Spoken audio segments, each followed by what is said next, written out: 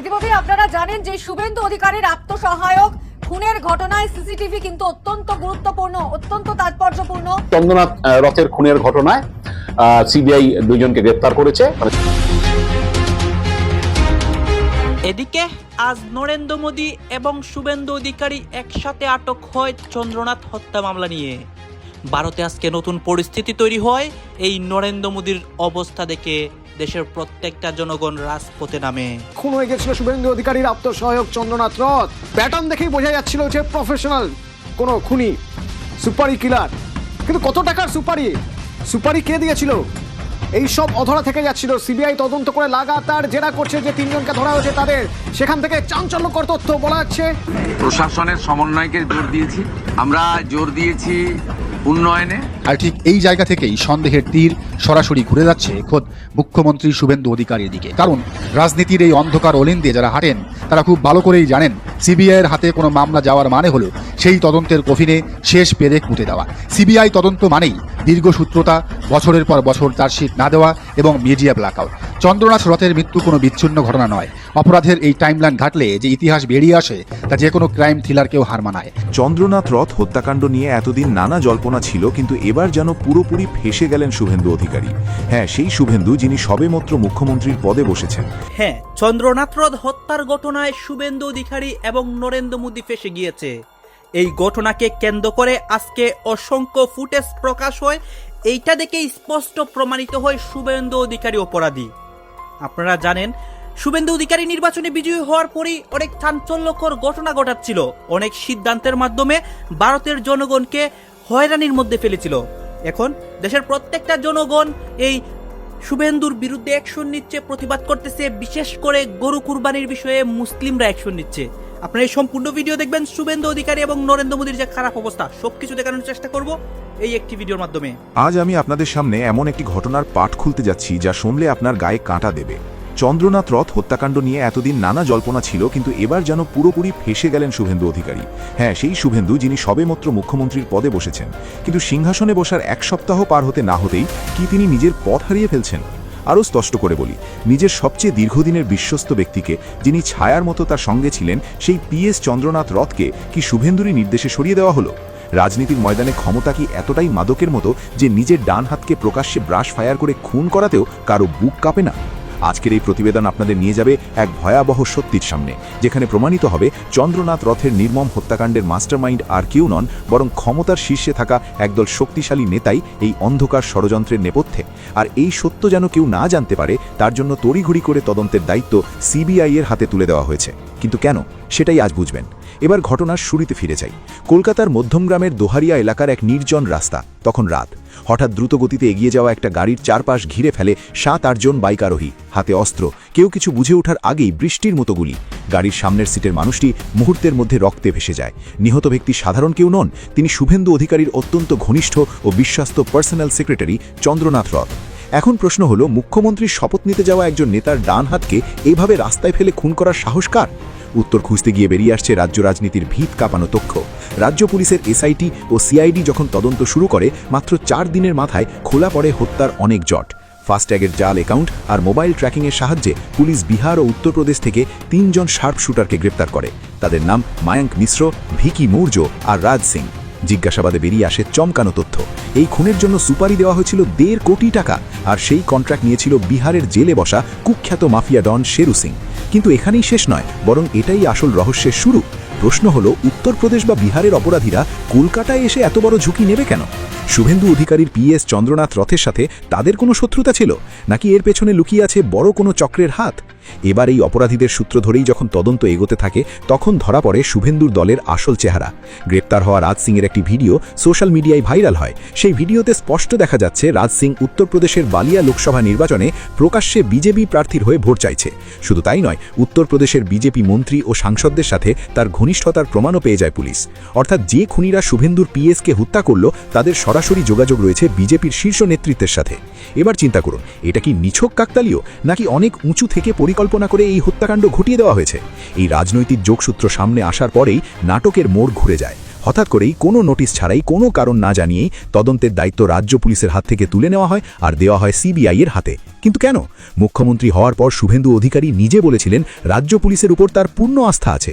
তাহলে মাত্র 4 দিনের মাথায় সেই আস্থা কোথায় গেল? যেদিন পুলিশ খুনিদের ধরে ফেলেছে, গাড়ি ট্রেল বের করে ফেলেছে, বিজেপির যোগসূত্র পেয়ে গেছে, সেদিনই সিবিআই এর ডাক পড়ল কেন?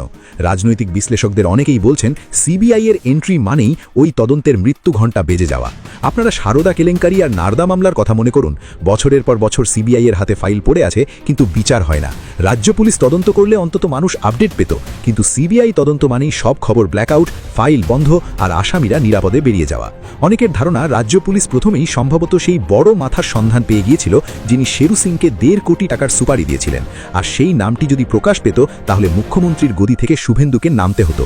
তাই সত্য যাতে দিনের আলো না দেখে সেই কারণেই তড়িঘড়ি করে সিবিআই দিয়ে তদন্ত ঘুম পাড়িয়ে দেওয়া হয়েছে। এবার একটু ইতিহাসের দিকে তাকাই।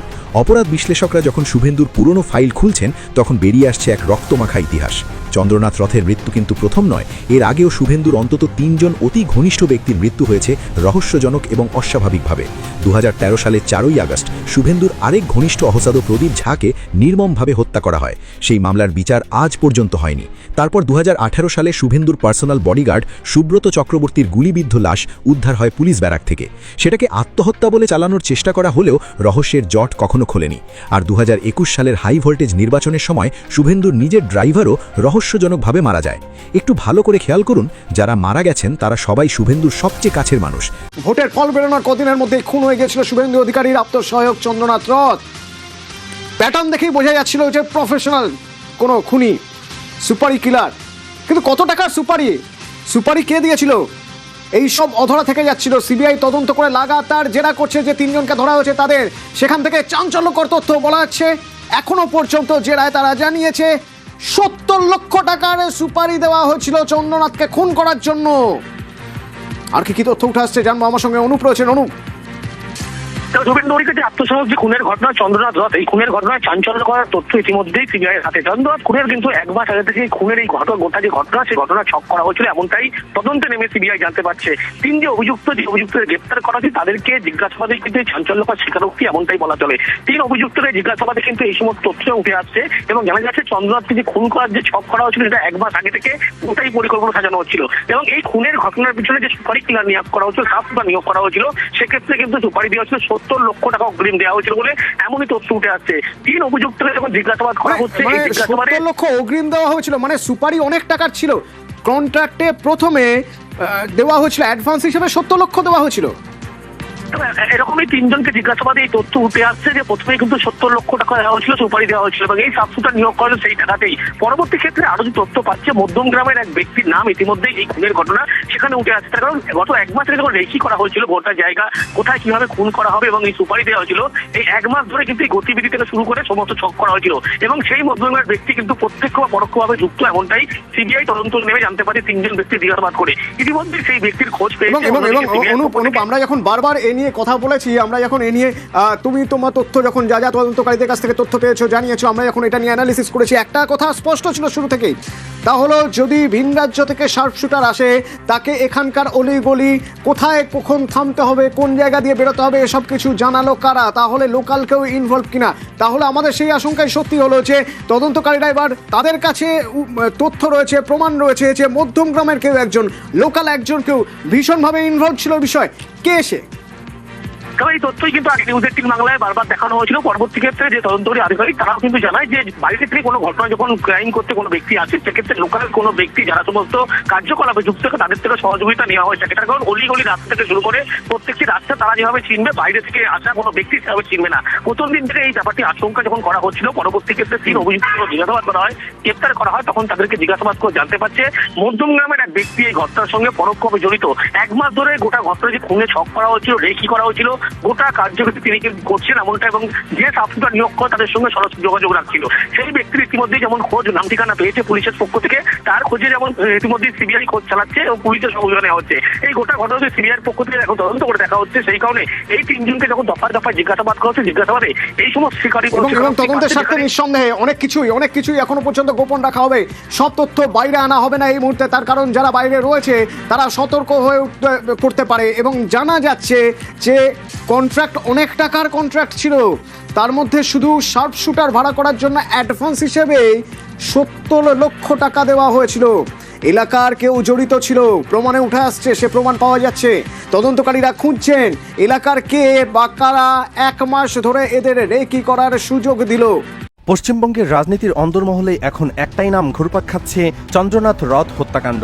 রাতের অন্ধকারে ঘটে যাওয়া এই রক্তাক্ত ঘটনা শুধু একটি খুন নয়, বরং এমন এক রহস্যের দরজা খুলে দিয়েছে যার ভেতরে লুকিয়ে থাকতে পারে ক্ষমতার গভীরতম অন্ধকার অধ্যায়। রাজনৈতিক মহল থেকে প্রশাসনিক করিডোর, সর্বোচ্চ এখন একটাই প্রশ্ন, কেন খুন হতে হলো শুভেন্দু অধিকারীর সবচেয়ে বিশ্বস্ত ছায়াসঙ্গীকে? আর এই হত্যাকাণ্ডের পেছনে কি শুধু রাজনৈতিক প্রতিশোধ, নাকি আরো ভয়ঙ্কর কোনো গোপন সত্য চাপা পড়ে আছে? সময়টা 2026 সালের 6 মে, গভীর রাত, উত্তর 24 পরগনার মধ্যম গ্রামের দোহারিয়া এলাকা তখন প্রায় নিস্তব্ধ। রাস্তার দুপাশে অন্ধকার, দূরে কয়েকটি লাইট পোস্টের ম্লান আলো ছাড়া আর আশপাশে কিছুই চোখে পড়ার মতো নেই। ঠিক সেই সময় একটি দ্রুতগতির এসইউভি আচমকা এসে দাঁড়ায় একটি রূপালী গাড়ির সামনে। গাড়ির চালক কিছু বুঝে ওঠার আগে চারদিক থেকে মোটরবাইকে করে ঘিরে ফেলে কয়েকজন অস্ত্রধারী। কয়েক সেকেন্ডের মধ্যেই শুরু হয় ব্রাশ ফায়ার, গুলির শব্দে কেঁপে ওঠে পুরো এলাকা। সামনের সিটে বসা মানুষটিকে খুব কাছ থেকে ঝাঁঝরা করে দেওয়া হয়। ঘটনাস্থলে লুটিয়ে পড়েন চন্দ্রনাথ রথ। চন্দ্রনাথ রথ কোনো সাধারণ ব্যক্তি ছিলেন না, ভারতীয় বিমান বাহিনীর সাবেক কর্মকর্তা। এই মানুষটি দীর্ঘদিন ধরে শুভেন্দু অধিকারীর অত্যন্ত ঘনিষ্ঠ ও বিশ্বস্ত সহযোগী হিসেবে পরিচিত ছিলেন। রাজনৈতিক মহলে অনেকে তাকে শুভেন্দুর শ্যাডো ম্যান বলেও চিনতেন। নির্বাচনের আগে এবং পরে পর্দার আড়ালে বহু গুরুত্বপূর্ণ দায়িত্ব তিনি সামলেছেন বলে দাবি রাজনৈতিক মহলে। নতুন সরকার গঠনের পর তাকে বড় বড় প্রশাসনিক পদে আনা হতে পারে বলেও গুঞ্জন ছড়িয়েছিল। আর ঠিক সেই সময়ে এমন একটি পরিকল্পিত হত্যাকাণ্ড পুরো সমীকরণকে বদলে দেয়। ঘটনার পরপরই তদন্তে নামে রাজ্য পুলিশ ও CID. CCTV footage, mobile tower location, ফাস্ট্যাগের তথ্য এবং ভুয়া নম্বর প্লেটের সূত্র ধরে মাত্র 4 দিনে উত্তরপ্রদেশ ও বিহার থেকে গ্রেফতার হয় 3 জন শার্প শুটারকে। মায়াঙ্ক রাজ মিশ্র, ভিকে মৌর্য এবং রাজ সিং, এই 3 জনের নাম সামনে আসতেই তদন্ত অন্য মাত্রা পায়। তদন্তকারীদের দাবি চন্দ্রনাথ রথকে খুন করার জন্য 1 কোটিরও বেশি টাকার সুপারি দেওয়া হয়েছিল। এই সুপারি নিয়ন্ত্রণ করা হচ্ছিল বিহারের জেলে বসে থাকা এক কুখ্যাত মাফিয়া ডনের মাধ্যমে। এখান থেকে শুরু হয় আসল রহস্য। উত্তরপ্রদেশ বা বিহারের ভাড়াটে খুনিদের সঙ্গে চন্দ্রনাথ রথের ব্যক্তিগত কোনো শত্রুতা ছিল না। তাহলে কেন এত বড় অঙ্কের টাকা খরচ করে এমন নিখুঁত অপারেশন চালানো হলো? তদন্তকারীরা যখন টাকার উৎস এবং আসল মাস্টারমাইন্ডের দিকে এগোচ্ছিলেন, তখনই হঠাৎ ঘটে যায় বড় মোড়। রাতারাতি মামলার তদন্তভার তুলে দেওয়া হয় সিবিআই এর হাতে। আর এই সিদ্ধান্ত ঘিরে শুরু হয় নতুন বিতর্ক। রাজনৈতিক বিশ্লেষকদের একাংশ প্রশ্ন তুলছেন যে রাজ্য পুলিশ মাত্র 96 ঘন্টার মধ্যেই শার্প শুটারদের ধরে ফেলল, তাদের হাত থেকে কেন এত দ্রুত তদন্ত সরিয়ে নেওয়া হলো? তদন্তে কি এমন কোনো প্রভাবশালী ব্যক্তির দিকে পৌঁছে যাচ্ছিল যার নাম সামনে এলে কেঁপে উঠতে পারত ক্ষমতার ভিত? বিরোধীরা অভিযোগ তুলছেন গোটা ঘটনাকে নিয়ন্ত্রণ করার জন্যই তদন্ত কেন্দ্রীয় সংস্থার হাতে তুলে দেওয়া হয়েছে। যদিও সরকারিভাবে এই অভিযোগ অস্বীকার করা হয়েছে, তবুও রাজনৈতিক মহলে সন্দেহ আরও ঘনীভূত হচ্ছে। এই হত্যাকাণ্ডের তদন্ত যত এগোচ্ছে ততই সামনে আসছে আরও কিছু অস্বস্তিকর তথ্য। অপরাধ বিশ্লেষকরা বলছেন, গত 1.5 দশকে একই রাজনৈতিক বলয়ে একাধিক ঘনিষ্ঠ ব্যক্তির রহস্যজনক মৃত্যু হয়েছে। 2013 সালে প্রভাবশালী এক নেতার অত্যন্ত ঘনিষ্ঠ সহকারী প্রদীপ ঝা খুন হন। সেই মামলার পূর্ণাঙ্গ তদন্ত আজও অন্ধকারে ঢাকা। এরপর 2018 সালের ব্যক্তিগত নিরাপত্তার দায়িত্বে থাকা সুব্রত চক্রবর্তীর দেহ উদ্ধার করা হয় পুলিশ ব্যারাক থেকে। ঘটনাটিকে আত্মহত্যা বলা হলেও পরিবার আজও সেটিকে পরিকল্পিত হত্যা বলেই দাবি করে। 2021 সালে আবার রহস্যজনকভাবে খুন হয় এক বিশ্বস্ত গাড়ি চালক। এই ঘটনাগুলোকে আলাদা আলাদা দুর্ঘটনা বলে মেনে নিতে নারাজ অনেক বিশ্লেষক। তাদের মতে ক্ষমতার রাজনীতিতে সবচেয়ে বিপজ্জনক অবস্থানে থাকেন সেই মানুষগুলো যারা নেতাদের একেবারে ভিতরের তথ্য জানেন। কার সঙ্গে গোপন বৈঠক হচ্ছে, কোথায় কোটি কোটি টাকার লেনদেন, কোন অন্ধকার সমঝোতার মাধ্যমে ক্ষমতা ধরে রাখা হচ্ছে, এসব তথ্য সাধারণত বাইরে আসে না। কিন্তু যেসব মানুষ বছরের পর বছর নেতাদের ছায়াসঙ্গী হয়ে থাকেন, তারাই এসব জানেন সবচেয়ে বেশি। ফলে কোনো সময় তারা নিজেরাই হয়ে উঠতে পারেন সবচেয়ে বড় ঝুঁকি। চন্দ্রনাথ রথকেও অনেকেই তেমন একজন হিসেবেই দেখছেন। তিনি শুধু একজন ব্যক্তিগত সহকারী ছিলেন না, রাজনৈতিক কৌশল, লজিস্টিক্স এবং সাংগঠনিক সমন্বয়ে তিনি ছিলেন অত্যন্ত দক্ষ। 2023 থেকে 2026 এই সময় রাজনৈতিক অস্থিরতার মধ্যেও তিনি গুরুত্বপূর্ণ ভূমিকা পালন করেছিলেন বলেও দাবি ঘনিষ্ঠ মহলের। তাই হঠাৎ করে তাকে সরিয়ে দেওয়ার ঘটনাকে শুধু রাজনৈতিক প্রতিহিংসা হিসেবে দেখছেন না অনেকে। বিশ্লেষকদের মতে আলোচিত এই হত্যাকাণ্ডকে ঘিরে এখন পর্যন্ত নানা ধরনের ব্যাখ্যা ও রাজনৈতিক বিশ্লেষণ সামনে আসছে। কেউ কেউ মনে করছেন এটি নতুন রাজনৈতিক বাস্তবতার মধ্যে চাপ সৃষ্টি বা ভয় প্রদর্শনের উদ্দেশ্যে পরিকল্পিত হামলা হতে পারে। আবার অন্য একদল বিশ্লেষক ধারণা করছেন এর পেছনের ব্যক্তিগত, সাংগঠনিক বা অভ্যন্তরীণ দ্বন্দ্বের মতো জটিল কারণও থাকতে পারে। তবে গুরুত্বপূর্ণ বিষয় হলো, এখন পর্যন্ত তদন্তকারী সংস্থাগুলো আনুষ্ঠানিকভাবে কোনো নির্দিষ্ট উদ্দেশ্য বা ষড়যন্ত্রের বিষয়ে চূড়ান্ত সিদ্ধান্ত প্রকাশ করেনি।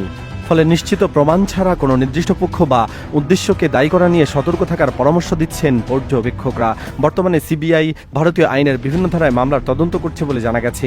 উচ্চ প্রোফাইল রাজনৈতিক বা অপরাধমূলক মামলাগুলোতে সাধারণত ফরেনসিক তথ্য, সাক্ষ্য প্রমাণ, আর্থিক লেনদেন, ডিজিটাল যোগাযোগ। আপনারা হয়তো দেখলেন এখানে কি কথা হচ্ছে, অনেকে কিন্তু অনেক কথা বলতেছে। বিশেষ করে এখানে দেখতে পাচ্ছি আমরা নরেন্দ্র মোদীর বিষয়ে কথা হয় এবং শুভেন্দু অধিকারী ড্রাইভার চন্দ্রনাথের ঘটনা নিয়ে অসংখ্য কথা হয়ে গেছে। এই বিষয়গুলো দেখে এবং দেশের রাজনীতির প্রেক্ষাপটগুলো নিয়ে আপনার মন্তব্য কি, আপনার গুরুত্বপূর্ণ মন্তব্য অবশ্যই আপনারা আমাদের কমেন্ট বক্সে লিখে যাবেন। সর্বশেষে আপনাদের কাছে আমাদের একটা রিকোয়েস্ট থাকবে, আপনারা আমাদের চ্যানেলে নতুন হয়ে থাকলে চ্যানেলটি সাবস্ক্রাইব করবেন এবং পাশে থাকা বেল বাটনটি বাজাবেন যাতে করে নেক্সট ভিডিওটা সবার আগে আপনাদের কাছে পৌঁছে যায়। ধন্যবাদ।